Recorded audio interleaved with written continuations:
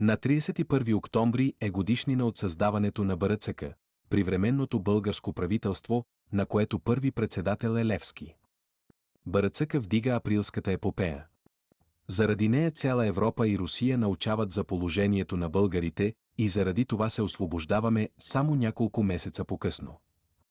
Никоя държава на Балканите не се е освободила сама без намесата на великите сили, така е и България.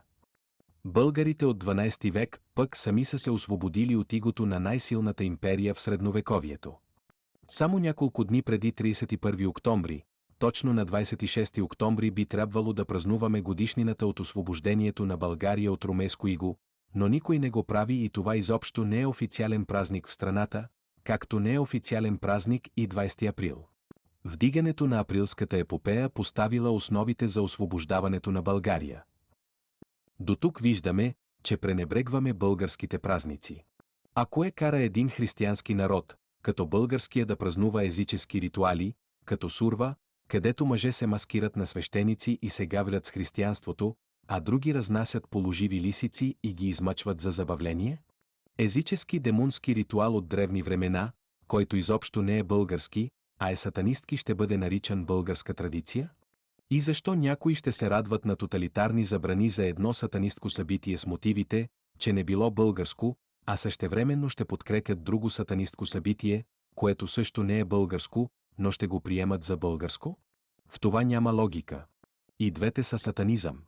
Сатанизмът погубва душата, без значение дали е кукери, тикви, врачки или дановизъм, например.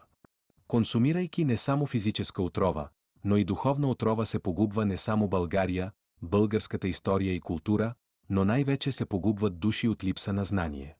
Да се подкрепя тоталитарен подход, след като половин век българският народ е страдал в мъки под тоталитарно иго, не е ли абсурдно?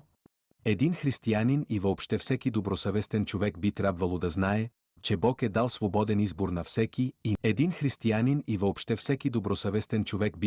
да знае, че Бог е дал свободен избор на всеки и не е редно някой човек да налага тоталитаризъм над другите.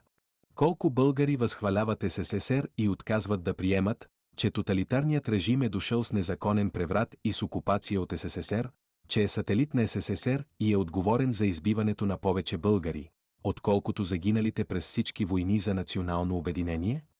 Че е отговорен за вкарването на стотици хиляди цивилни невинни българи по лагери без съд и присъда? И не само българи.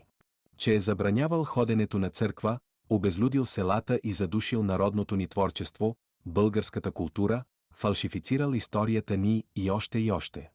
Че окупатурите от СССР в България са посягали на монахини и малки дечица, че са прегазвали с камиони цивилни и т.н.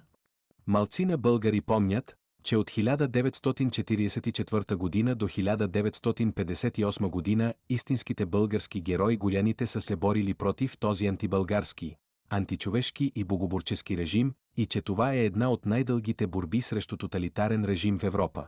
Ние българите не празнуваме най-важните си празници.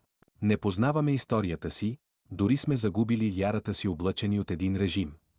Същевременно сме сред първите в света по смъртност от различни заболявания, по намаляване на населението, по тютюнопушене и същевременно последни по консумация на плодове и зеленчуци или функционална грамотност, например.